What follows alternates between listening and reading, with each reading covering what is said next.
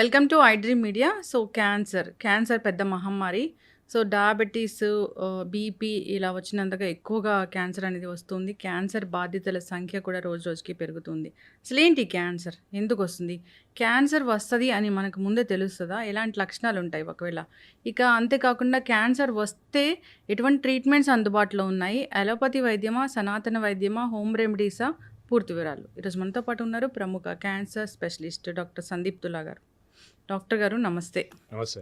ఎట్లా ఉన్నారు డాక్టర్ గారు? నేను సూపర్ అండి, యాజ్ యూజువల్. ఎన్ని ఇయర్స్ ఆఫ్ ఎక్స్పీరియన్స్ ఈ వృత్తిలో మీది? నాకు 8 సంవత్సరాలు అయింది. ఈ 8 ఇయర్స్లో ఏ ఏజ్ పేషెంట్స్ని ఎక్కువగా చూసుంటారు ఈ క్యాన్సర్ బాధితులు? 50 సంవత్సరాలు పైబడిన వాళ్ళలో ఎక్కువ మందిని చూస్తూ ఉంటాం అండి. 50 ఇయర్స్ లోపు వాళ్ళు ఎట్లా ఉంటారంటే తక్కువగా ఉంటారు when compare to the other people. So ఎక్కువ శాతం మనం వయసు పైబడిన వాళ్ళనే మనం చూస్తూ ఉంటాం క్యాన్సర్ అనేది.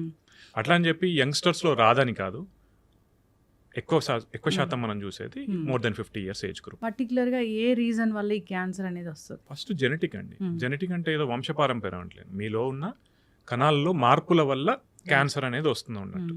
అంటే ఇప్పుడు నేను చాలాసార్లు చెప్తా ఉంటాను ఏంటంటే మీ శరీరంలో ప్రతి కణం రెప్లికేట్ అవుతూ ఉంటుంది, మల్టిప్లై అవుతూ ఉంటుంది అన్నట్టు.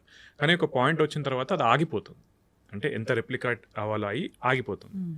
క్యాన్సర్ కణాల్లో ఎట్లా అంటే ఇట్లా ఆగిపోవాలి అనే సిగ్నల్ అనేది దానికి ఉండదు అన్నట్టు. సో అది నెంబర్ ఆఫ్ టైమ్స్ మల్టిప్లై అవుతూ ఉంటుంది. దానికి కంట్రోల్ ఉండదు. దానంతట అది ఆహారం తీసేసుకుంటూ ఉంటుంది, మల్టిప్లై అవుతూ ఉంటుంది, బాడీ యొక్క నియంత్రణ కోల్పోతుంది. సో అట్లా మల్టిప్లై అవ్వడం వల్ల ఒక కణితిలాగా మారుతూ ఉంటుంది అన్నట్టు. దాన్నే మనం క్యాన్సర్ అని అంటాం. ఇది పూర్తిగా జెనెటికల్లీ. మళ్ళీ జెనెటిక్ అనగానే వాడుక భాషలో ఏమవుతుందంటే జెనెటిక్లో మార్పు, జెనెటిక్ చేంజ్ వల్ల. కానీ అది ఒకరి నుంచి ఒకరికి వెళ్ళేది అట్లా కాదు, వంశపారంపర్యంగా కాదు, హెరిడిటరీ కాదండి. మీ జీన్స్ లో ఉన్నటువంటి మార్పుల వల్ల వస్తుంది అంటున్నాను. ఈ జీన్స్ లో మార్పు ఎందుకు వస్తుంది? జెనెటిక్ చేంజ్ అనేది అంటే మల్టిపుల్ రీజన్స్ ఉంటాయండి. మనము ఇప్పుడు ఎట్లా అంటే for example human papilloma virus అనే ఒక వైరస్ ఉందండి. ఆ హెచ్పివి వైరస్ యొక్క ఇన్ఫెక్షన్ వల్ల కూడా మన కణాల్లో మార్పు వస్తుంది. ఆ మార్పు రావడం వల్ల కూడా ఆ కణాలు రెప్లికేట్ అవ్వడం మొదలై కంతిలాగా మారి, ఫర్ ఎగ్జాంపుల్ గర్భాశయ ముఖద్వారం యొక్క క్యాన్సర్, సర్వైకల్ క్యాన్సర్ కావచ్చు, ఓరోఫారింజల్ అంటే గొంతు భాగంలో వచ్చే క్యాన్సర్స్ కావచ్చు, వెజైనల్ క్యాన్సర్ కావచ్చు, యానల్ కెనాల్ క్యాన్సర్ కావచ్చు. ఈ పలు రకాల క్యాన్సర్స్ ఏవైతే ఉన్నాయో for example human papilloma virus infection వల్ల వస్తుంది. ఇంకోటి మనకు గాల్ బ్లాడర్ స్టోన్స్ అని అంటారు చూసారా, గాల్ బ్లాడర్లో చిన్న చిన్న రాళ్ళు వచ్చినాయి అంటారు చూసారా. కొంతమందికి ఏంటంటే ఆ రాళ్ళు ఎక్కువ రోజులు ఉండడం వల్ల క్రానిక్ ఇరిటేషన్ కాజ్ అయ్యి అది గాల్ బ్లాడర్ క్యాన్సర్ లాగా కూడా మారచ్చు. ఇట్లా చాలా రకాల, అంటే ఫర్ ఎగ్జాంపుల్ సింపుల్ రీజన్ మనకి కొంతమంది ఏమంటారంటే నాకు నాలుక భాగంలో ఈ మన పన్ను ఉంటాయి చూసినా అవి షార్ప్గా ఉండడం వల్ల కంటిన్యూస్ ఇరిటేట్ చేస్తూ ఉంది అనుకోండి, మనం దాన్ని ఓవర్లుక్ చేసినాం అనుకోండి, అది కొన్ని సంవత్సరాల తర్వాత ఆ భాగంలో క్యాన్సర్ వచ్చే అవకాశం ఉంటుంది. ఎనీ క్రానిక్ ఇరిటేషన్ మీకు బాడీలో ఉంటే అది క్యాన్సర్ అవ్వచ్చు. వైరల్ ఇన్ఫెక్షన్ దానివల్ల క్యాన్సర్ అవ్వచ్చు. ఇవన్నీ మన శరీరంలో ఏంటంటే ఒక మ్యూటేషన్ ట్రిగర్ చేస్తాయి, దానివల్ల మనకి క్యాన్సర్ అనేది వస్తుంది. ఓకే, ఇప్పుడు క్యాన్సర్ కణాలు అప్పుడప్పుడే స్టార్ట్ అవుతున్నాయి అన్నప్పుడు ఏమైనా లక్షణాలు కనిపిస్తాయా? లేదు, యాక్చువల్లీ అప్పుడప్పుడే స్టార్ట్ అవుతున్నా అంటే ఇప్పుడు మన శరీరంలో ప్రతి భాగానికి ఒక ఫంక్షన్ అనేది ఉంటుంది కదా, ఆ ఫంక్షన్ ఎప్పుడైతే దెబ్బతింటుందో ఓకే అప్పుడు మాత్రమే దాని లక్షణాలు కొద్దిగా బయటపడతా ఉంటాయి. ఇది ఎందుకు ఆన్సర్ చేస్తున్నానంటే చాలా మంది మాకు బ్రెయిన్ ట్యూమర్ వాళ్ళు వస్తారండి. ఫర్ ఎగ్జాంపుల్ జీబీఎం అనే ఒక కేసు ఉంది, గ్లయోబ్లాస్టమా మల్టీఫార్మ్ అయిన ఒక బ్రెయిన్ ట్యూమర్ ఉంటుంది, అది గ్రేడ్ 4 అంటారు. వాళ్ళు చాలా మంది వచ్చి ఏమంటారంటే సార్ ఒక 3 నెలల ముందు కనుక నేను పసిగట్టేది ఉంటే, దాన్ని నేను తొలి దశలోనే పసిగట్టేది ఉంటే నాకేమన్నా బాగుండేదా అని అడుగుతారు అన్నట్టు. ఆ టైంలో మీరు యాక్చువల్లీ చూడలేరండి. ఎందుకంటున్నానంటే మీకు లక్షణాలే రాలేదు, మీరు ఎట్లా పసిగడతారు? దాన్ని కుదరదు, రైట్? సో దాని యొక్క ఫంక్షన్ ఎప్పుడైతే దెబ్బతింటుందో అప్పుడు మాత్రమే దాని యొక్క లక్షణాలు బయటపడతాయి. నేను దీనికి ఇది ఎందుకు చెప్తున్నానంటే చాలా మంది లక్షణాలు నెక్స్ట్ అడిగేది ఏంటంటే అసలు లక్షణాలు ఎట్లా ఉంటాయి, నేను ఎప్పుడు వెళ్ళాలని చెప్పి. మీకు కంట్రోల్ అవ్వని ఏ సిమ్టమ్ అయినా ఒక 2-3 వారాల కన్నా, ఇప్పుడు కొంతమంది నాకు చలిలో ఏడితే చలికి వెళ్ళినాము నాకు గొంతు నొప్పి కానీ అట్లా స్టార్ట్ అవుతుంది, లేదా కొంతమంది మింగడంలో ఇబ్బంది స్టార్ట్ అవుతుంది, శ్వాస తీసుకోవడంలో ఇబ్బంది స్టార్ట్ అవుతుంది అంటారు, రైట్? చలి లేకుంటే మీకు అది నార్మల్గా ఉండిపోతుంది. ఆర్ 2-3 డేస్ కామ్గా ఉన్నారు, తగ్గిపోతుంది. That may not be cancer. అంటే మీరు ఒక కాజ్ని ఐడెంటిఫై చేయగలిగారు, ఓకేనా? అప్పుడు అది క్యాన్సర్ అవ్వకపోవచ్చు. మీరు కాజ్ని ఐడెంటిఫై చేయలేకుంటున్నారు, కానీ అటువంటి లక్షణం ఏదైతే ఉందో అది కంటిన్యూస్గా వస్తూనే ఉంది మీకు. కొంతమందికి ఏంటి అల్సర్స్ వస్తాయి, మన నోట్లో పెచ్చినట్టయితే చాలా మందికి. అదేంటి కొన్ని రోజులకు విటమిన్ డెఫిషియన్సీ ఉన్న వాళ్ళకి కొన్ని రోజులకు తగ్గిపోతుంది. అట్లా తగ్గకుండా ఒక 2-3 వారాల కన్నా ఎక్కువ ఉంది, నొప్పి లేదు, అప్పుడు మీరు గమనించుకోవాలి, చూసుకోవాలి. నెక్స్ట్ ఇంకొంతమందికి ఏంటి, నాకు హెడేక్ వస్తుంది, టెన్షన్ వల్ల హెడేక్ వస్తుంది. టెన్షన్ వల్ల హెడేక్ అయితే అందరికీ రావాలి కదా, రైట్? మీకు అప్పుడప్పుడు ఓన్లీ వన్ సైడెడ్ వస్తుంది, మెయిన్గా ఫీమేల్స్కి కొంతమంది సింగిల్ సైడ్ వస్తుంది, అది మైగ్రేన్ అయి ఉండొచ్చు. కానీ మీకు ఆ ఇంటెన్సిటీలో డిఫరెన్స్ తెలిసిపోతుందండి. అంటే ఎప్పుడు వచ్చే తలనొప్పిరా కాకుండా కొంచెం డిఫరెంట్గా మీకు అనిపిస్తుంది, తల తిరగడం మొదలవుతుంది ఎక్కువగా, వెళ్ళి చూయించుకోండి. నెక్స్ట్ మీకు మింగడంలో ఎటువంటి ఇబ్బంది లేదు, ఎప్పుడన్నా ఇన్ఫెక్షన్ వచ్చినప్పుడు అది రావచ్చు. అట్లా కాకుండా కంటిన్యూస్గా మీరు ఫస్ట్ ఫుడ్ తీసుకునేటప్పుడు నాకు కొద్ది ఇక్కడ ఆగినట్టు అవుతుంది అనిపిస్తుంది అనుకోండి, వెళ్ళి చూయించుకుంటే మంచిది. ఇక్కడ యాక్చువల్లీ వెళ్ళి చూయించుకుంటే మంచిది. అంటే ప్రతి లక్షణంలో ఏమవుతుందంటే, ఫర్ ఎగ్జాంపుల్ ఎవరైనా హెడేక్ అని వచ్చారు నా దగ్గరికి, వాళ్ళకు రెండు చేశాను నేను. ఒకటి ఎంఆర్ఐ రాశాను, ఒకటి ఏమవ్వదు అని పంపించాను. క్లినికల్గా మీరు కొన్నిటిని ఐడెంటిఫై చేయలేరండి. నేను ఏమీ లేదని పంపించిన వాళ్ళకి నెక్స్ట్ మళ్ళీ ఎంఆర్ఐ చేస్తే క్యాన్సర్ అని వచ్చింది అనుకున్నాం, వాళ్ళు తిడతారు నన్ను. ఎంఆర్ఐ రాసిన వాళ్ళకి ఏం లేదన్నాను అనుకోండి, వీడు నాకు అనవసరంగా టెస్ట్ రాసిందని వీళ్ళు తిడతారు. అనవసరంగా టెస్ట్ రాసినట్లు అవ్వదు కదా, ఉందో లేదో అన్న భయం పోతుంది కదా. అదే. సో మన వాళ్ళకి ఎట్లా ఫీలింగ్ ఉందంటే, అనవసరంగా టెస్ట్ రాస్తారని మర్చిపోతారు. అంటే ప్రాబ్లంతో మన దగ్గరకు వచ్చినప్పుడేమో, సార్ మీరు ఏది చెప్పినా చేస్తాము అన్నప్పుడు ప్రతి ఒక్కరు ప్రతి దానిలో డబ్బులు సంపాదించుకోవాలని ఏమి ఉండదండి మనకి. ఎందుకంటే ఒక పేషెంట్కి మంచిగా ఒక పేషెంట్ మౌత్ ఆఫ్ వర్డ్తో చెప్తేనే మాకు మళ్ళీ వస్తారు కదా. సో ప్రతి ఒక్కరికి ఒక పేషెంట్ నుంచి డబ్బులు సంపాదించేసుకోవాలని ఏమి ఉండదు. మాకు ఎట్లా ఉంటుంది, వాళ్ళు అప్పుడు చెప్పిన ప్రాబ్లం బట్టి మనకి ఇంపార్టెంట్ అనుకుంటే ఆ టెస్ట్ రాస్తాం, ఓకేనా. కానీ ఆ ప్రాబ్లం లేదు, మీకేం కాదు అని చెప్పిన వ్యక్తి నెక్స్ట్ ఒక దగ్గరికి వెళ్ళి మాట్లాడేటప్పుడు, మెయిన్గా మా మంచిర్యాల మా కరీంనగర్ ఏరియాలో ఎట్లుంటుందంటే, అని ఈయన దగ్గర పోయినరా, అనవసరంగా 5,000 టెస్టులు రాసిండ్రా అంటారు, ఓకేనా. అప్పుడు ఆయన కాన్వర్జేషన్లో అది అనవసరం అయిపోతుంది. కానీ డాక్టర్ దగ్గరకు వచ్చినప్పుడేమో మీరు ఏది చెప్పినా కూడా చేస్తాం సార్ అంటారు. సో ఇది ఆల్వేస్ ఏ డిస్కషన్ అన్నట్టు మాకు పేషెంట్స్కి మధ్యలో, లేదా డిఫరెంట్ ఫోరమ్స్లో కూడా.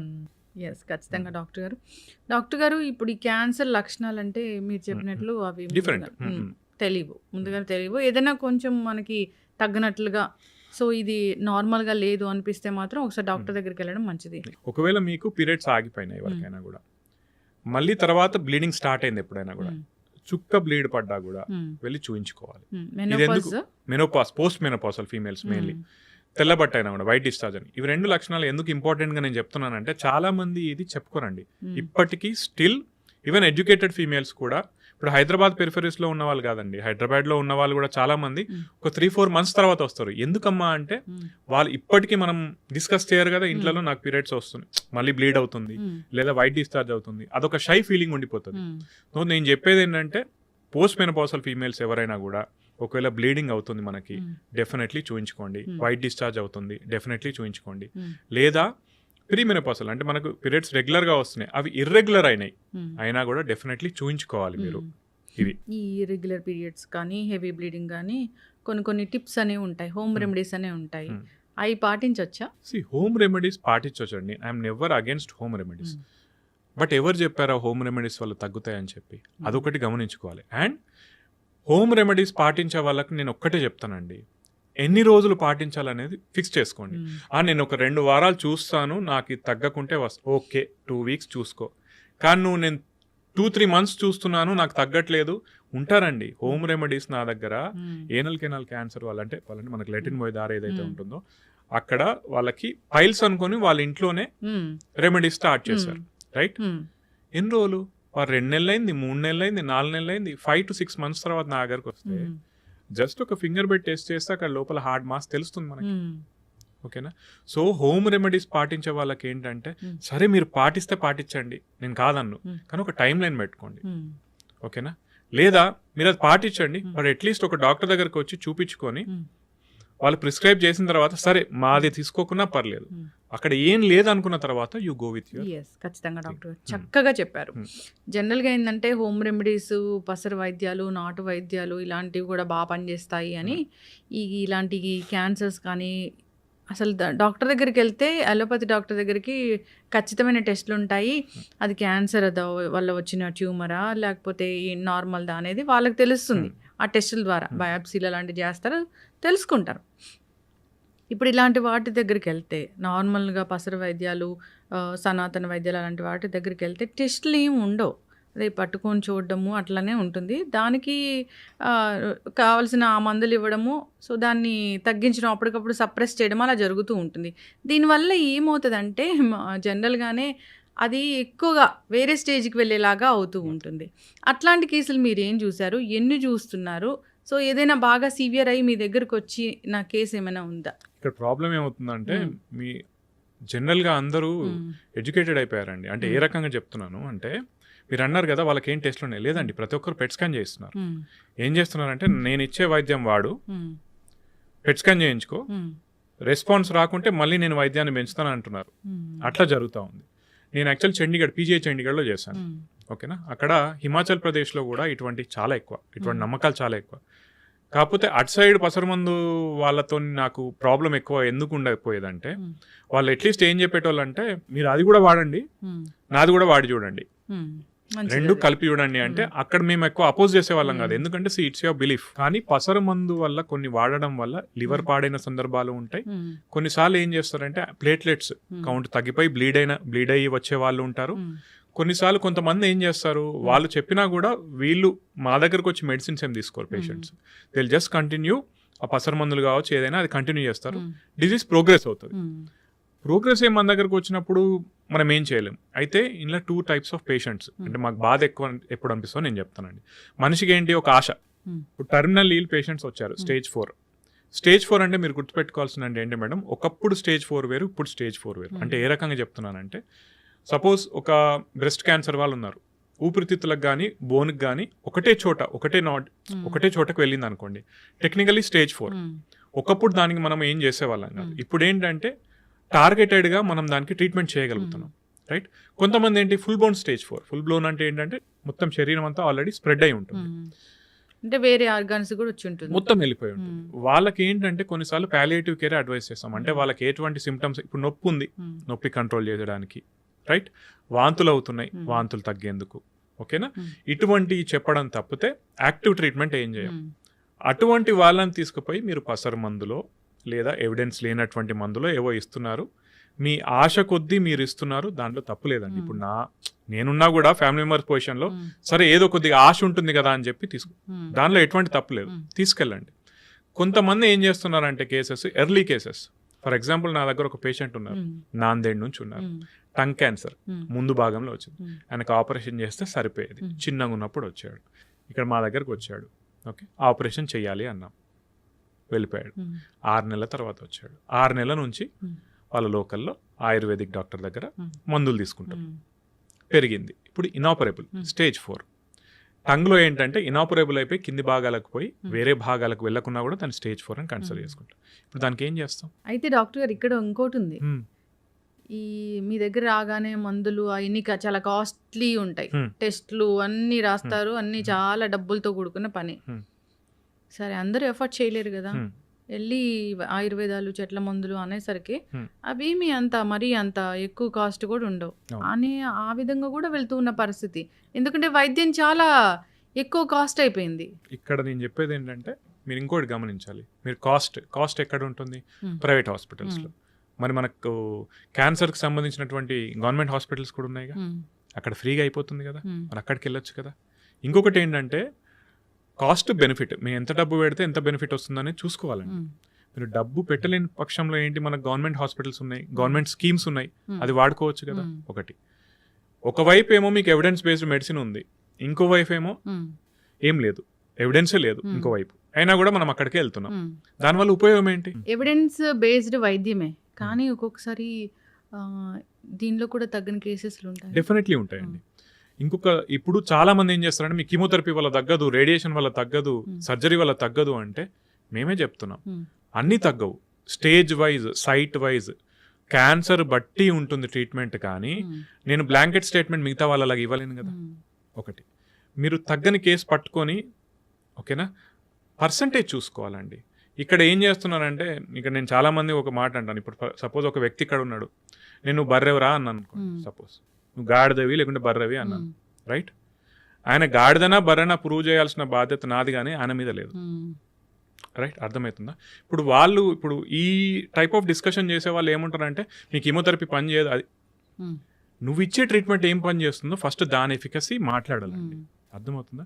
ఏ స్టడీ చూసి నేను ఈ పలానా స్టడీలో ఇట్లా ఉంది అని చెప్పి దీనివల్ల ఇది నేను ఇవ్వడం వల్ల నీకు ట్రీట్మెంట్ అవుతుంది అని ఒకటి చెప్పారనుకోండి, రైట్?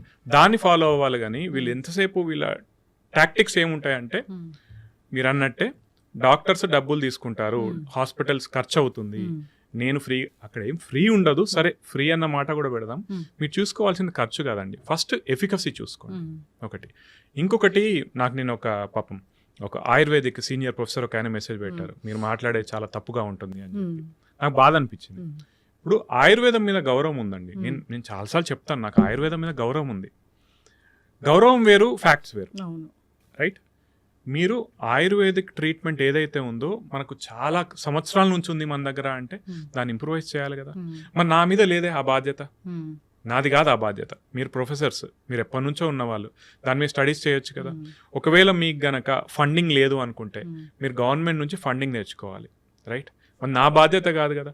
మీరు ఎటువంటి స్టడీ చేయకుండా, ఏం చేయకుండా ఆయుర్వేదిక్ క్యాన్సర్లో పనిచేస్తుంది, ఓన్లీ ఆయుర్వేదిక్ క్యాన్సర్లో పనిచేస్తుంది, ఇంకొక ఆయన ఓన్లీ డైట్ క్యాన్సర్లో పనిచేస్తుంది, పని చేయవండి. అంటే జనరల్గా డైట్ చెప్తారు కదా డాక్టర్ గారు, మిల్లెట్స్ తినాలి, షుగర్ తినకూడదు, ఇది డైటే కదా. కాదండి, మీకు ఇక్కడ పాయింట్ ఒకటి హైలైట్ పాయింట్ చెప్పాలా.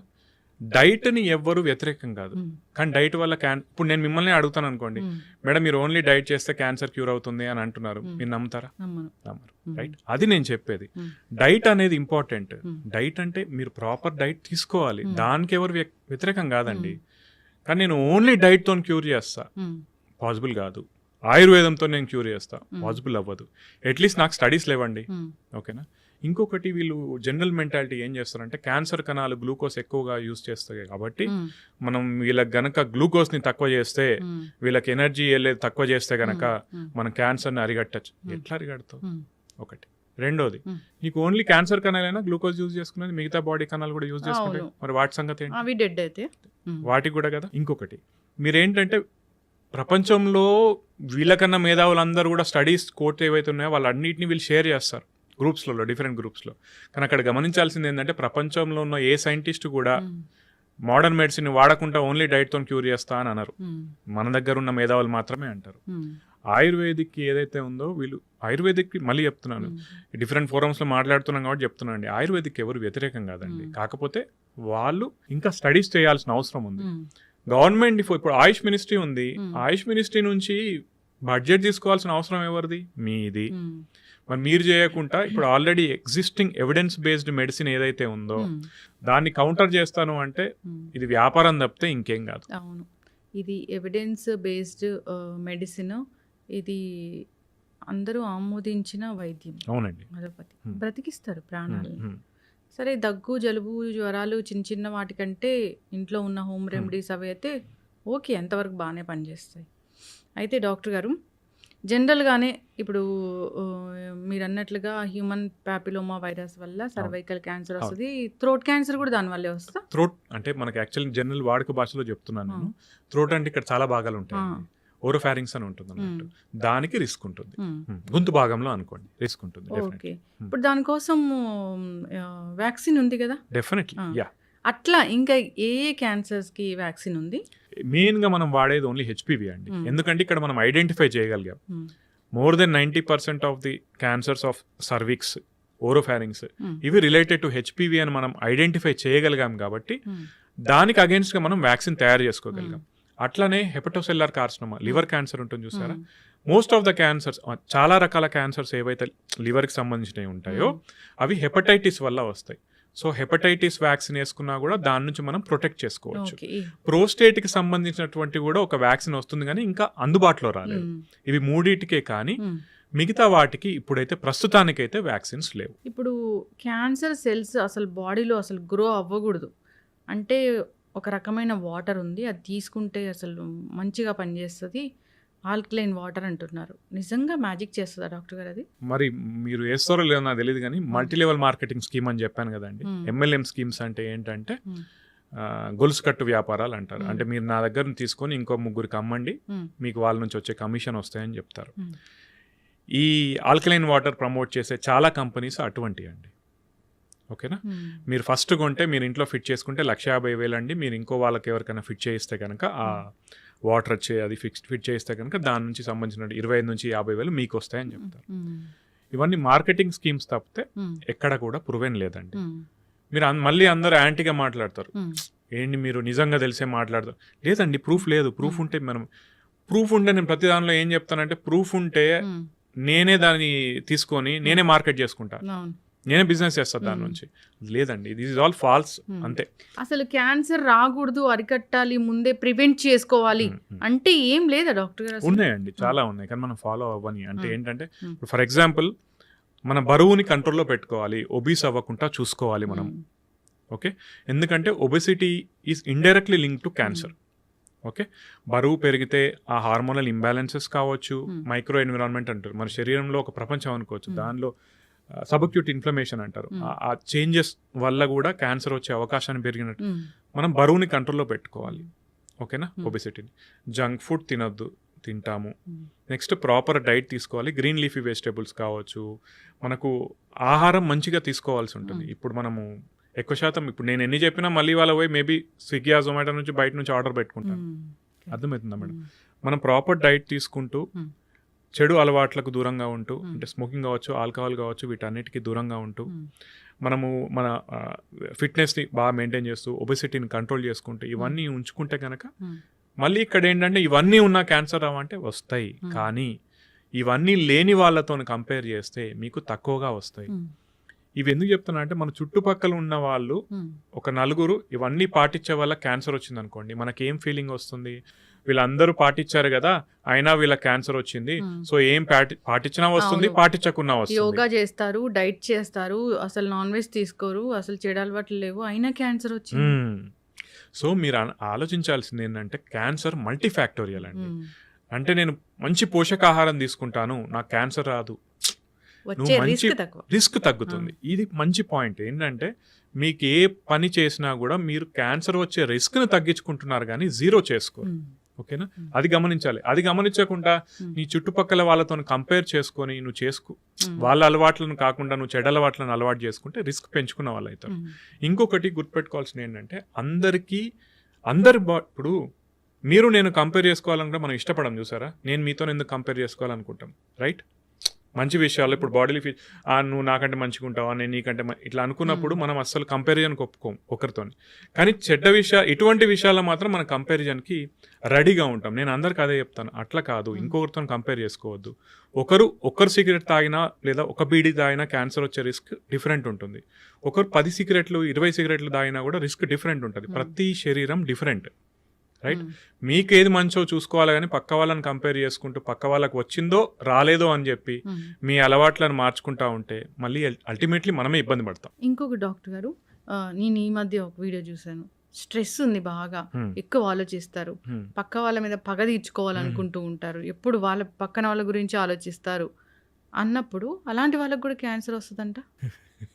యాక్చువల్లీ నిన్నే ఒకరు మెసేజ్ పెట్టారు, మీరు బాగా స్ట్రెస్ అవుతున్నట్టున్నారు, మీ బాగా మిగతా వాళ్ళ మీద ఏడ్చి చేస్తున్నట్టున్నారు, మీకే క్యాన్సర్ రిస్క్ వచ్చే అవకాశం ఉంది అని పెట్టారు.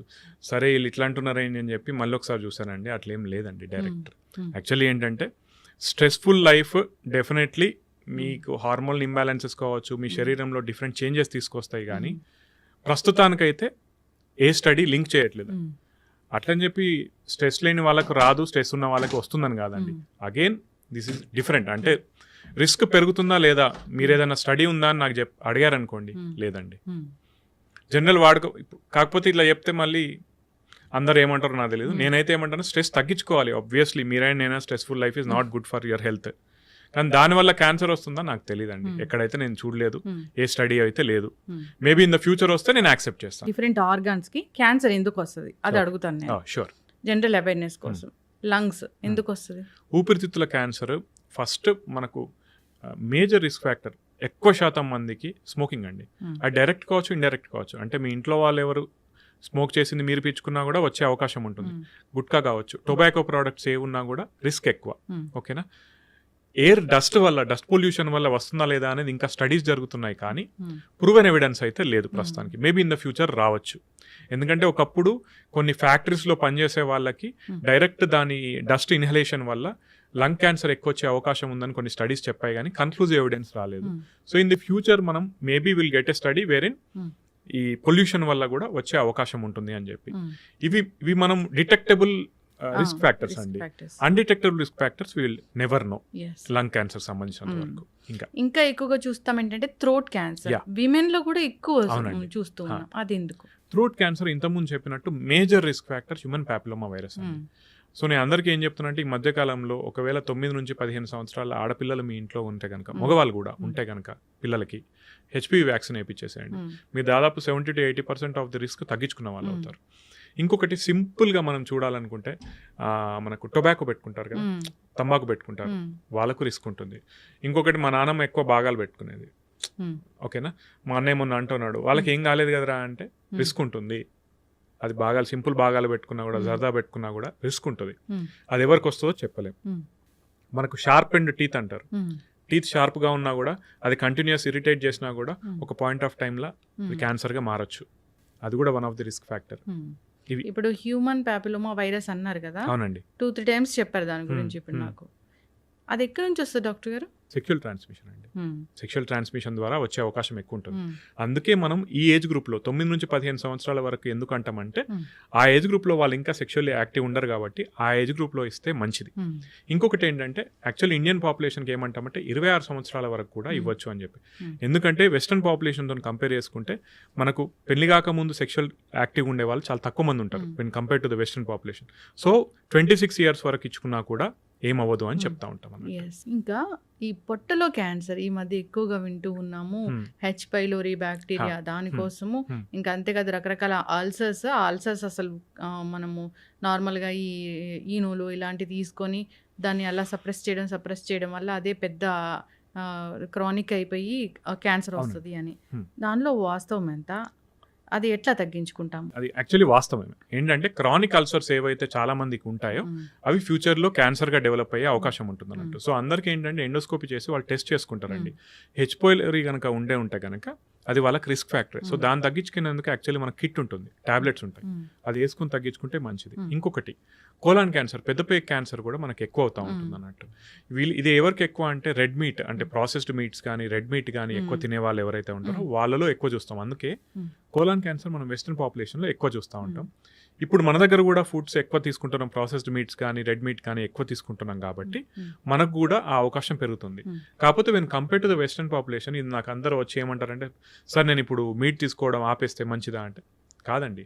వాళ్ళు ఏంటంటే వాళ్ళ డైట్లో ఖచ్చితంగా రోజు ఉంటుంది. మనం వారానికి ఒకసారో వారానికి 2 సార్లు కొంచెం క్వాంటిటీ తీసుకుంటాం, దానివల్ల ఏమి ఇబ్బంది ఉండదు.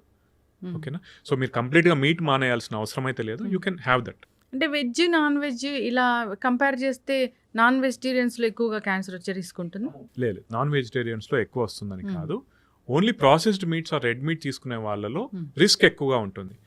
మీట్ ఏంటంటే మన ఇండియన్ పాపులేషన్లో మనం సంబంధించినంత వరకు మన ఫుడ్స్లో ఎక్కువ కార్బోహైడ్రేట్స్ ఉండేలా చూసుకుంటాం, కానీ ప్రోటీన్ అనేది మనకు శరీరానికి ఇంపార్టెంట్ అండి. ప్రోటీన్ కావచ్చు, ఫైబర్ కావచ్చు, అది మన ఫుడ్ కంటెంట్లో తక్కువ తీసుకుంటాం. అది కూడా మనం మెయింటైన్ చేయాలి యాక్చువల్లీ. సో ప్రోటీన్ ఎక్కడి నుంచి వస్తుంది అయితే, మనకు వెజిటేరియన్స్ ఏంటి, బీన్స్ కావచ్చు, లేదా మన పనీర్ కావచ్చు, వీటి నుంచి తీసుకోవచ్చు. ఎగ్, మీట్, అది actually it should be A part of your diet. దానివల్ల అది తీసుకునే వాళ్ళలో ఎక్కువ వస్తుందని కాదు. రెడ్ మీట్, ప్రాసెస్డ్ మీట్ తీసుకునే వాళ్ళలో అవకాశం ఎక్కువ. మళ్ళీ అది ఉండడం వల్ల నేను తక్కువ చేస్తాను అంటే అట్లా కాదండి, అవకాశం ఎక్కువ అని చెప్తున్నాను అంతే. ఈ హెచ్పివి వైరస్ వల్లనే సర్వైకల్ క్యాన్సర్ వస్తుంది. ఎస్. ఆ భాగాలకి ఇంకా ఏం క్యాన్సర్ వస్తుంది డాక్టర్ గారు? వెజనల్ క్యాన్సర్ అనుకోవచ్చు, మనకు ఎండోమెట్రియల్ క్యాన్సర్ అని ఉంటుంది. ఇవన్నీ కూడా ఇప్పుడు మనకు గర్భాశయ ముఖద్వారం సర్వైకల్ క్యాన్సర్ వచ్చేసి మనకు మేజర్లీ వచ్చేది హెచ్పివి వల్ల. ఎండోమెట్రియల్ క్యాన్సర్ ఏంటంటే హార్మోనల్ డిపెండెంట్, హార్మోన్ ఆల్టరేషన్స్ ఎవరైతే శరీరంలో ఉంటాయో వాళ్ళకు వచ్చే అవకాశం ఎక్కువగా ఉంటుంది అన్నట్టు. అది కూడా ఈ మధ్యలో ఎక్కువ చూస్తున్నాం. యాక్చువల్లీ సర్వైకల్ క్యాన్సర్ ఇన్సిడెన్స్ అనేది తగ్గింది, ఎండోమెట్రియల్ క్యాన్సర్ అనేది చాలా వరకు పెరిగింది. ఇంకా స్ట్రెస్, రకరకాల అదే అన్నాను కదా, సో దానివల్ల కూడా రిలేషన్ అయి ఉండొచ్చు. ఇంకోటి ఏంటంటే మన ఇప్పుడు మెనోపాసల్ ఏజ్ గ్రూప్ అంటారు కదా, అంటే 45 సంవత్సరాలు వచ్చిన వాళ్ళు ఎవరైతే ఉంటారో చాలా మందికి పీరియడ్స్ తగ్గిపోతాయి, ఆగిపోతాయి. ఒకప్పుడు ఇండియన్ పాపులేషన్ 45 వరకు ఉంది. ఇప్పుడు ఏంటంటే అది పెరుగుతా ఉందండి, 50-55 వరకు కూడా నార్మల్ వస్తూ ఉంది. ఇదేంటంటే this is related to healthy diet as well as healthy life style. దాని యొక్క ప్రభావం ఏంటంటే మీ శరీరం ఎక్కువగా ఆ ఈస్ట్రోజన్ హార్మోన్ కి మీకు ఎక్కువ రోజులు మీ శరీరంలో అది ప్రొడ్యూస్ అవుతా ఉంది. That is a risk factor for endometrial and ovarian cancer. So అది కూడా దానివల్ల కూడా మనకి క్యాన్సర్ వచ్చే అవకాశం పెరుగుతూ ఉంటుంది. ఓకే, ఎస్ డాక్టర్ గారు, ఇందాక మీరు చెప్పారు యానల్ క్యాన్సర్ అనేది, అది ఎందుకు వస్తుంది? అది కూడా చాలా మటుకు రిలేటెడ్ టు అగైన్ హెచ్పివి అదొకటి. నెక్స్ట్ ఇంకొకటి ఏంటంటే పైల్స్ ఉన్న వాళ్ళకి కూడా ఆ రిస్క్ అనేది కొంచెం ఎక్కువగా ఉంటుంది. క్రానిక్ ఇరిటేషన్ ఉన్న ఏదైనా కూడా, కోతికి పుండు పట్టినట్టు అంటారు, ఐడియా ఉందా? కోతికి చిన్న పుండు పడితే గీస్తూ ఉంటుంది, పెద్దగా అవుతా ఉంటుంది అన్న చూసారా. సో తొలి దశలోనే మనం అన్ని చేసుకోకుండా అది క్రానిక్ గా అక్కడ ఇరిటేట్ అయ్యి అది మళ్ళీ క్యాన్సర్ లా మారే అవకాశం ఉంటుంది అన్నట్టు. సో ఎనీ కండిషన్ మనకు ఉందనుకుంటే ఎంత తొందరగా వీలైతే అంత తొందరగా దాన్ని క్యూర్ చేసుకుంటే మనకు మంచిది. బ్రెస్ట్ క్యాన్సర్ కూడా మీరు అన్నట్లుగానే రకరకాల కారణాల వల్ల వస్తుంది. ఇప్పుడు క్యాన్సర్ అంటే ఒక గడ్డేనా? క్యాన్సర్ అంటే ఒక కణితేనా? క్యాన్సర్ అంటే ఒక ట్యూమరేనా? అంటే మనకు కనిపించి ఇప్పుడు ఊపిరితిత్తుల్లో క్యాన్సర్ వచ్చింది అంటే అక్కడ ఒక ట్యూమర్ ఉంటుందా? ఒక గడ్డలాగా ఉంటుందండి. సో గడ్డలాగా లేని క్యాన్సర్స్ ఎట్లా అంటే మళ్ళీ బ్లడ్ క్యాన్సర్స్, లింఫోమాస్, ల్యూకీమియాస్ అంటారు. అవేంటంటే ఇప్పుడు మైలోమా అని ఉంటుంది, అవేంటంటే ఇట్లా గడ్డలాగా కాదండి, ఆ శరీరంలో ఆ కణాలు ఎక్కువైతా ఉంటాయి అన్నట్టు. వాటిని మనం బ్లడ్ టెస్ట్ తోనే చూసుకోగలుగుతాం. ఇప్పుడు క్యాన్సర్ గడ్డ, నార్మల్ గడ్డ, క్యాన్సర్ ట్యూమరు, నార్మల్ ట్యూమర్ అంటే మనం ఎట్లా దాన్ని ఇది క్యాన్సర్ది అని మనం ఏమైనా తెలుసుకోవచ్చా? అవునండి, తెలుసుకునేందుకే మనకు ఉన్నది బయోప్సీ. అట్లా కాకుండా ఇంట్లో తెలుసుకోవచ్చా? అట్లా కాకుండా అంటే మళ్ళీ సిమ్టమ్స్ బట్టే అండి. మీకు సిమ్టమ్స్ వస్తేనే మీరు దాన్ని గమనించి చూసుకోగలుగుతాం, కానీ బయోప్సీ లేకుండా మీరు డయాగ్నోసిస్ చేయలేరండి. ప్రొవిజనల్ డయాగ్నోసిస్ అంటారు, అంటే ఇది క్యాన్సర్ ఏమో అని చెప్పగలుగుతాం, కానీ బయోప్సీ తీస్తేనే అక్కడ నుంచి చిన్న పీస్ తీసి మైక్రోస్కోప్ లో టెస్ట్ చేస్తేనే మనం అది ఖచ్చితంగా క్యాన్సర్ అని చెప్పగలుగుతాం. నొప్పి లేని గడ్డలన్నీ క్యాన్సర్ గడ్డలేనా డాక్టర్ గారు? నొప్పి లేని గడ్డలు అన్ని కాదండి, ఎక్కువ శాతం. ఎస్, మీరు పర్సంటేజ్ ప్రకారం చూస్తే కనుక నొప్పి లేని గడ్డ ఇట్లా చెప్తే మళ్ళీ వెంటనే నాకు ఇక్కడ గడ్డ ఉందని చాలా మంది వస్తారు. కాదండి, చాలా మట్టుకు ఫ్యాట్ లైపోమాస్ అంటారు, మొబైల్ ఉంటాయి, చాలా మందికి ఉంటాయి, నాకు 2-3 ఉన్నాయి. అవన్నీ క్యాన్సర్ గడ్డలు కాదు. ఇప్పుడు నెక్స్ట్ క్వశ్చన్ రావచ్చు అంటే, ఒకవేళ నేను ఎట్లా తెలుసుకోవాలి శరీరం మీద నాకు ఉంది అనుకుంటే కానీ, ఒకవేళ మొబైల్ ఉన్నాయి, సాఫ్ట్ ఉన్నాయి, అంటే అటు ఇటు కదులుతున్నాయి, సాఫ్ట్ ఉన్నాయి, దాని మీద నా స్కిన్ ఏమి ఇన్వాల్వ్ అవ్వలేదు, లోపల నాకు కణితిలాగా కనిపిస్తుంది, అది అటు ఇటు ఊగుతుంది, దాని మీద ఉన్న చర్మం ఏమి ఇన్వాల్వ్ అవ్వలేదు, అది పెరగట్లేదు. అంటే పెరగట్లేదంటే ఇంత చిన్నగా ఉన్నది, కొంచెమే ఉన్నది, కొంచెం పెరుగుతుంది. నాకు ఒక 2-3 నెలలు అమాంతం పెరిగింది, గట్టిగా ఉంది, నొప్పి లేదు, స్కిన్ కూడా ఇన్వాల్వ్ అయింది, ఎస్, అది క్యాన్సర్ అవ్వచ్చు. ఇప్పుడు ఈ ట్యూమర్స్ ఇట్లా ఉంటాయి, లంప్స్ అంటారు అన్నట్టు వాటిని వాడుక భాషలో, అంటే మేము అనమండి, జనరల్ వాడుక భాషలో లంప్స్ అంటారు, ట్యూమర్స్ అంటారు. సో ఇట్లా మనం ఐడెంటిఫై చేయొచ్చు. ఇప్పుడు బ్రెయిన్ లో వచ్చింది లేదా బ్లడ్ క్యాన్సర్ వచ్చింది, బ్లడ్ క్యాన్సర్ లక్షణాలు ఎట్లా ఉంటాయి? బ్లడ్ క్యాన్సర్ అంటే చాలా మందికి ఎట్లా ఉంటాయంటే, లో గ్రేడ్ ఫీవర్ ఉంటుంది కొంతమందికి. ఎట్లా అంటే ఫీవర్ ఉంటుంది కానీ 100 దాటదు, కానీ ఎప్పుడు అది ఉంటుంది ఫీవర్ వాళ్ళకి. నైట్ స్వెట్స్ అంటే రాత్రిపూట ఇంకా తీవ్రంగా చెమటలు పడతాయి ఒకటి. నెక్స్ట్ వెయిట్ లాస్, మీరు డ్రాస్టిక్గా 6 నెలల్లో 10 కిలోల కన్నా ఎక్కువ తగ్గుతున్నారు, ఆకలి అనిపించట్లేదు బిల్కుల్, that may be those may be major symptoms of blood cancer. Pre symptoms అనొచ్చాయి వీటిని? ప్రీ సిమ్టమ్స్ అని కాదండి, అది డెవలప్ అవుతాయి. ఇంకా కొంతమందికి ఎట్లా అంటే జస్ట్ బ్లడ్ టెస్ట్ చేశారు, ఆ బ్లడ్ టెస్ట్ లో చూసారు తెల్ల రక్త కణాలు 1,00,000 కన్నా ఎక్కువగా ఉన్నాయి, వాళ్ళు టెస్ట్ చేయించుకున్నా ప్రాబ్లమే. అందులో ఎక్కువనే ఉంటాయండి ల్యూకీమియాలో.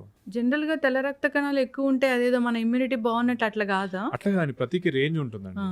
మీకు ఆ రేంజ్ దాటి 1,00,000 దాటుతున్నాయంటే డెఫినెట్లీ టెస్ట్ చేయించుకోవాలి. ఓకే, ఇప్పుడు బ్రెయిన్ ట్యూమర్ వచ్చింది అనుకోండి డాక్టర్ గారు, అది ట్యూమరు, అది క్యాన్సర్, అట్లా లక్షణాలు ఏమైనా వేరుగా ఉంటాయా? ఇప్పుడు బ్రెయిన్ లో వచ్చే గడ్డలు majority will be cancerous only అండి. ఓకేనా? ఓకే, బినైన్ అంటే గడ్డనే కానీ క్యాన్సర్ లాగా పెరగని ఉంటాయా అంటే ఎస్ ఉంటాయి. ఒకటి పిట్యూటరీలో ఉంటాయి, పిట్యూటరీ గ్రంథి అని ఉంటుంది, అక్కడ వస్తే మాత్రం most of them will be non cancerous. కానీ ఇంకొకటి స్క్వానోమా అని ఉంటుంది, అంటే మన వినికిడికి సంబంధించిన నరానికి పట్టిన స్క్వానోమా అని ఉంటుంది. అవి పెద్దగా ఉంటాయి కానీ వాటి వల్ల ప్రాణానికి హాని ఉండదు. ఓకేనా? కానీ ఏమవుతుంది, ఒకవేళ పిట్యూటరీ గ్రంథి కనుక దెబ్బతింది అనుకోండి, మళ్ళీ మీ హార్మోనల్ ఇంబ్యాలెన్స్ వస్తుంది. దానివల్ల సిండ్రోమ్స్ ఉంటాయి, కుషింగ్ సిండ్రోమ్స్ అని, యాక్రోమెగాలి అని ఉంటాయి అన్నట్టు. అది మీ జీవన శైలిని బాగా దెబ్బతీస్తూ ఉంటుంది. ఇంకొకటి ఏంటి, కనుచూపుకు సంబంధించిన నర్వ్స్ ఏవైతే ఉంటాయో అది పిట్యూటరీ గ్రంథికి దగ్గరగా ఉంటాయి. ఇది వెళ్ళి దాన్ని ప్రెస్ చేసింది అనుకోండి, కనుచూపు మీద ప్రభావం పడుతుంది. రెండోది వినికిడికి సంబంధించిన నర్వ్ ఏదైతే ఉందో అదే మన బ్యాలెన్స్ కూడా సంబంధించిన నర్వ్ అదేనండి. అక్కడ కూడా ఒకవేళ కణితి వచ్చింది అనుకోండి, మీ ప్రాణానికి హాని కలిగించవచ్చు, కానీ మీ నడుస్తున్నారు ఇంబ్యాలెన్స్ వచ్చేస్తుంది. వినికిడి లోపం, మనకు అప్పుడప్పుడు చెవిలో నీళ్లు పోతే ఒక సౌండ్ వస్తుంది, టినిటస్ అంటారు. అట్లా లక్షణాలు వస్తూ ఉంటాయి. అవి ఒకవేళ కంటిన్యూస్ పర్సిస్ట్ అవుతా ఉంటే మనం ఒకవేళ స్కాన్ చేసుకుని వీలైతే ఆపరేషన్, ఓకేనా. కొన్ని ఎట్లా ఉంటాయంటే చిన్నగా ఉంటాయి, వాటికి ఆపరేషన్ లేకుంటే మనం రేడియేషన్తో వీ కెన్ మేనేజ్ దోస్. ఏ క్యాన్సర్ అయినా కానీ ఈ లక్షణాలు ఉంటాయి అంటే ఏముంటాయి? అట్లా ఏమున్నాయండి ర్యాండమ్గా, మనకు ఏ భాగం ఎఫెక్ట్ అయిందో దాన్ని బట్టి లక్షణాలు ఉంటాయి తప్పితే ఈ లక్షణం ఉంటే ఈ క్యాన్సర్ నో యూ కెనాట్. అయితే చాలామంది ఇప్పుడు ఏం టెస్ట్ చేస్తున్నారంటే, ఒకవేళ గనక మీరు అన్ని ఎక్కడ క్యాన్సర్ ఉన్నా ఏదైనా ఒక టెస్ట్తో మనం పసిగట్టే అవకాశం ఉందా అంటే ఎస్, ఒక బ్లడ్ టెస్ట్ వస్తుంది, ఇంకా స్టడీ ఫేస్లోనే ఉంది. ఆ బ్లడ్ టెస్ట్ తీసుకొని మనకి ఏంటంటే ఆ క్యాన్సర్కి సంబంధించిన కణాలు ఒకవేళ శరీరంలో ప్రవహిస్తూ ఉంటే కనుక మనం కనిపెట్టి అది ఎక్కడి నుంచి వచ్చిందనో చూసి దాన్ని క్యాన్సర్ని పూర్తిగా డెవలప్ అవ్వకముందే కనుక్కునే అవకాశం ఉందా అని చెప్పి ఇంకా అవి టెస్ట్లు నడుస్తూ ఉన్నాయి. అదొకవేళ వస్తే that will be very much helpful for us actually. Yes, ఖచ్చితంగా డాక్టర్ చాలా చక్కగా చెప్పారండి. ఇప్పుడైతే ఏదైనా భయం ఉందనిపిస్తే మీరు అన్నట్లుగా ఇప్పుడు బ్రెస్ట్ క్యాన్సర్ అనుకోండి, దానికి ఒక టెస్ట్ ఉంటుంది, మ్యామోగ్రఫీ. అలాంటి టెస్ట్ యాక్చువల్లీ మ్యామోగ్రఫీ అనేది స్క్రీనింగ్ గైడ్ లైన్ అండి. అంటే అందరికీ చేపిస్తాం, కానీ యాక్చువల్లీ రూల్ ప్రకారం పోతే 40 సంవత్సరాలు దాటిన ప్రతి మహిళ అట్లీస్ట్ 1 to 2 years ఒకసారి మ్యామోగ్రఫీ చేయించుకోవాలి. చేయించుకుంటే ఏంటి, మనకు చిన్నగా అంటే నేను చూసిన వాటిలలో 8 millimeters ఇస్తే లీస్ట్ సైజ్ 8 millimeters. ఎర్లీగా కనిపెడితే ఏంటంటే ఇప్పుడు మనకు అందరికీ స్టేజెస్ అనేది తెలుసు కదా, సో మనం ఎంత తొందరగా కనిపెడితే మనం అంత ఎఫెక్టివ్ ట్రీట్మెంట్ ఇవ్వచ్చు మనం. So mammography everyone above 40 years చేయించుకోవాలి. ఇప్పుడు ఈ సర్వైకల్ క్యాన్సర్ కంటే ఈ టెస్ట్ అనేది ఉంటుంది. సర్వైకల్ క్యాన్సర్ కూడా ఇవన్నీ స్క్రీనింగ్ గైడ్ లైన్స్ అండి. ఫర్ ఎగ్జాంపుల్ 29 నుంచి 30 సంవత్సరాలు దాటిన ప్రతి మహిళ హెచ్పివి టెస్టింగ్ ఉంటుంది, ప్యాప్స్మియర్ అని ఉంటుంది. అది అట్లీస్ట్ 3 to 5 years ఒకసారి చేసుకోవాలి. మ్యామోగ్రఫీ 40 years అబోవ్ ఖచ్చితంగా చేసుకోవాలి ప్రతి ఒక్కరు. కొలనోస్కోపీ 50 నుంచి 50 సంవత్సరాలు దాటినాయి చేసుకోవాలి. ఇట్లా మనకు స్క్రీనింగ్ గైడ్ లైన్స్ అనేవి ఉంటాయి. లివర్కి యాక్చువల్లీ స్క్రీనింగ్ గైడ్ లైన్ ఏది లేదు. సో కాకపోతే మనం తగ్గించుకునేందుకు హెపటైటిస్ వ్యాక్సిన్. జనరల్ గానే రాకూడదంటే మీరు జాగ్రత్తలు చాలా చక్కగా చెప్పారు. రాకూడదంటే మన హెల్దీ లైఫ్ స్టైల్ మెయింటైన్ చేయాలి. ఇలాంటివి వ్యాక్సిన్స్ కొన్నిటికి ఉన్నాయి, జాగ్రత్తలు అయితే పాటించాలి. సో అందరూ కూడా పాటించి హ్యాపీగా ఉండాలని కోరుకుందాం డాక్టర్ గారు. అయితే ఈ రీసెంట్గా ఫార్మర్ క్రికెటర్, ప్రస్తుత పొలిటీషియన్ నవజోత్ సింగ్ సిద్ధు గారి వైఫ్ ట్రీట్మెంట్ తీసుకుంటూ పచ్చి పసుపు, బీట్రూట్, నీమ్ ఇలాంటివి తీసుకుంటూ, లెమన్ వాటర్ ఇలాంటివి తీసుకుంటూ తగ్గించుకున్నారు అని అన్నారు. సనాతన వైద్యం అది, మరి అది పనిచేసింది కదా. మీరు అర్థం చేసుకోవాల్సింది ఏంటంటే, నేను అందరికీ ఏం చెప్తానంటే, ఆయన ప్రీవియస్ ట్వీట్స్ చూడండి. ఆమె గైనకాలజిస్ట్ యాక్చువల్లీ, నాకు తెలిసినంత వరకు అయితే వాళ్ళ వైఫ్ గైనకాలజిస్ట్, ఓకేనా. మీరు ఆయన ప్రీవియస్ ట్వీట్స్ చూస్తే కనుక ఆమె కీమోథెరపీ తీసుకుంది, సర్జరీ చేసిండ్రు, రేడియేషన్ కూడా చేశారు, ఓకేనా. అది మొత్తం అయిన తర్వాత they started her on a diet. ఈ 3 పాయింట్స్ మన వాళ్ళు కట్ చేశారు. ఆయన చెప్పాడు, కాకపోతే ఎక్కువ ఎంఫసిస్ ఎక్కడ ఇచ్చాడు ఆయన, ఎంఫసైజ్ ఎక్కడ చేశాడు, డైట్ మీద చేశాడు. అయితే ఏంటంటే ఫస్ట్ ఆమె సర్జరీ చేసుకున్నారు. సర్జరీ చేసుకున్న తర్వాత she got a local recurrence. Local recurrence అంటే ఎక్కడైతే ఆపరేషన్ చేసి తీసేశారో అక్కడ ఆ ఏరియాలో రికరెన్స్ వచ్చింది. దానికి వాళ్ళు మళ్ళీ సర్జరీ చేసి కీమో చేసి ఆ ఏరియా మళ్ళీ రాకుండా ఉండేందుకు రేడియేషన్ చేశారు. ఇవన్నీ ఎవరు మాట్లాడరు. దాంతోపాటు అది తీసుకున్నారు కాబట్టి డైట్ వల్లే తగ్గింది అని చెప్తారు అన్నట్టు. అది అబద్ధం. నేను చాలా మందికి ఏం చెప్తా ఉంటానంటే, అందరు ఇప్పుడు మెంటాలిటీ ఎట్లయిపోయిందంటే, సైడ్ ఎఫెక్ట్స్ వస్తే మోడర్న్ మెడిసిన్, ట్రీట్ అయితే నా డైట్ లేదా ఆయుర్వేదం. మీరు సరే తీసుకోండి, కానీ మోడర్న్ మెడిసిన్ పాటించకుండా నేను దాంతోనే తగ్గించుకుంటా అంటే అది మూర్ఖత్వం అవుతుంది. ఇప్పుడు సైడ్ ఎఫెక్ట్స్ అనేవి ఖచ్చితంగా ఉంటాయి కదా డాక్టర్ గారు. ఏ టాబ్లెట్ కైనా ఉంటాయి, ఏ ట్రీట్మెంట్ కైనా ఉంటాయి, కానీ క్యాన్సర్ లో అయితే మరీ ఎక్కువగా ఉంటాయి. అవునండి. ఇప్పుడు కీమో తీసుకున్న వాళ్ళందరికీ జుట్టు రాలిపోతూ ఉంటుంది, చాలా సన్నగా అయిపోతూ ఉంటారు. ఇంకా రేడియేషన్ అలాంటివి చూస్తే చాలా పెద్ద పెద్ద స్కార్స్ ఉంటాయి కదా డాక్టర్. కాదండి, ఇప్పుడు కీమోథెరపీ కూడా జుట్టు రాలిపోవడం ఎస్. ఇంకొకటి, ముందు చాలా వామిటింగ్స్ ఉండేవి, అంటే కొన్ని బుక్లో ఎట్లా డిస్క్రైబ్ చేస్తారంటే బ్లడ్ వామిటింగ్స్ అయిపోయేటి అని డిస్క్రైబ్ చేస్తారు అన్నట్టు. కానీ ఇప్పుడు ఎట్లా అయిపోయిందంటే ఇప్పుడు వామిటింగ్స్ని కంట్రోల్ చేసేటువంటి మెడిసిన్స్ మనకు వచ్చాయి. సో వామిటింగ్స్ అనేది ఆల్మోస్ట్ మనం 80% వరకు తగ్గించగలిగాం. ఇంకొకటి బాడీ వెయిట్ తగ్గడం అనేది మల్టీ ఫ్యాక్టోరియల్ అండి. క్యాన్సర్ వల్ల కూడా బాడీ వెయిట్ తగ్గుతుంది. మీరు ఆ టైంలో స్ట్రెస్ కావచ్చు, ఆకలి లేకపోవడం కావచ్చు, ఈ మన కీమోథెరపీ ఎఫెక్ట్ కావచ్చు, వీటన్నిటి వల్ల కూడా మీరు ఆహారం తక్కువ తీసుకుంటారు, అందుకు కూడా మీరు సన్నం అవుతారు. రైట్. మీరు ఇంకోటి గమనించాల్సింది ఏంటంటే ఇవన్నీ ఉన్నా కూడా మనకేంటి, నేను ఎప్పుడు ఏం చెప్తాను, రిస్క్ బెనిఫిట్ అనాలిసిస్. ఓకేనా, మనకేంటి, మనకి ఇవన్నీ రిస్క్స్, కానీ మనకు బెనిఫిట్ ఉందా? ఎస్. సో ఆ బెనిఫిట్ని చూస్తూ ముందుకు నడవాలి తప్పితే ఈ రిస్క్ని చూసి భయపడ్డారనుకోండి మళ్ళీ క్యాన్సర్ పెరిగితే అదే పెద్ద రిస్క్ కదా. అది నేను చెప్తాను. వెరీ అడ్వాన్స్ ట్రీట్మెంట్ ఉందా క్యాన్సర్స్కి? అంటే జనరల్గా ఇప్పుడు ఏదైనా భాగానికి క్యాన్సర్ వస్తే అక్కడ మాత్రమే తగ్గిస్తారు, ఇంకెక్కడ బాడీలో క్యాన్సర్ సెల్ పెరగకుండా చేసే విధానాలు ఉన్నాయా? అంతేనండి. ఫర్ ఎగ్జాంపుల్ ఇప్పుడు కీమోథెరపీ ఏంటంటే ఇప్పుడు బ్రెస్ట్ క్యాన్సర్ ఉంది, వాళ్ళ కీమోథెరపీ ఎందుకు ఇస్తారంటే ఒకటి డౌన్ సైజింగ్, అంటే అక్కడ ఉన్న బ్రెస్ట్ క్యాన్సర్ తగ్గడానికి, ప్లస్ శరీరంలో ఇంకెక్కడున్నా కూడా ఆ రిస్క్ తగ్గించేందుకు కీమోథెరపీ ఇస్తారు.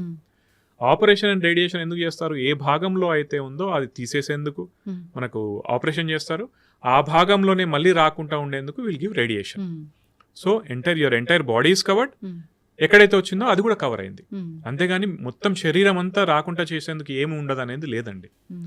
మళ్ళీ నెక్స్ట్ క్వశ్చన్ ఏమొస్తా ఉంది జనాలకి, అట్లయితే మళ్ళీ ఎందుకు వచ్చిందంటే డెఫినెట్లీ రెసిస్టెంట్ క్లోన్స్ అనేవి ఉంటాయి చాలా మటుకు. అంటే ఒక్క కణం మిగిలినా కూడా అది over period of time multiply అవుతా ఉంటుంది. దాన్ని ఇప్పుడు అదేంటంటే నేను ఇంతకుముందు ఒక మాట మాట్లాడాను, మన శరీరంలోనే ఇంకొక డిఫరెంట్ వరల్డ్ ఉంది అని చెప్పి. ఆ కణం యొక్క పని ఏంటి? అది బతకాలి. సో దానిలో డిఫరెంట్ చేంజెస్ తెచ్చుకుంటూ ఉంటుంది, ఎటువంటి ఎన్విరాన్మెంట్ ఉన్నా అది బతకడానికి. అది పెరుగుతూ ఉంటుంది, మల్టిప్లై అవుతూ ఉంటుంది. అప్పుడు మనం దాన్ని ఐడెంటిఫై చేసి దానికి టార్గెటెడ్గా ఏ కీమోథెరపీ పనిచేస్తుందో దాన్ని ఇస్తాం. అట్లని చెప్పి 100% ప్రతి ఒక్కటి తగ్గుతుందని కాదండి. కొన్ని డెఫినెట్లీ రెసిస్టెంట్ క్లోన్స్ ఉంటాయి, వాటిని మనం తగ్గించలేము. అది ప్రతి దానిలో ఉంటుంది.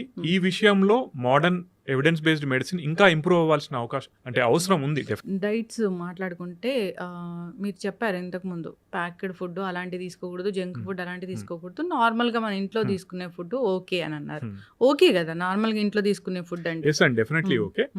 ఇంకొకటి నేను ఇంకొక స్టెప్ ముందుకేసి ఏమంటానంటే, వీలైతే మళ్ళీ తిడతారేమో కమెంట్లో నాకు తెలియదు, కానీ వీలైతే మీ కూరగాయలు మీరు పండించుకోండి, మీ రైస్ మీరు పండించుకోండి. నాకు ఒక చిన్న ల్యాండ్ లీజ్ తీసుకొని నేను అందులో ఏం చేస్తానంటే నా కూరగాయల వరకు నేను పండించుకుంటాను, నా రైస్ వరకు నేను తీసుకుంటాను, అందులో ఏం మిగతా పెస్టిసైడ్స్ కానీ ఏది వాడకుండా నేను చూసుకోగలుగుతున్నాను.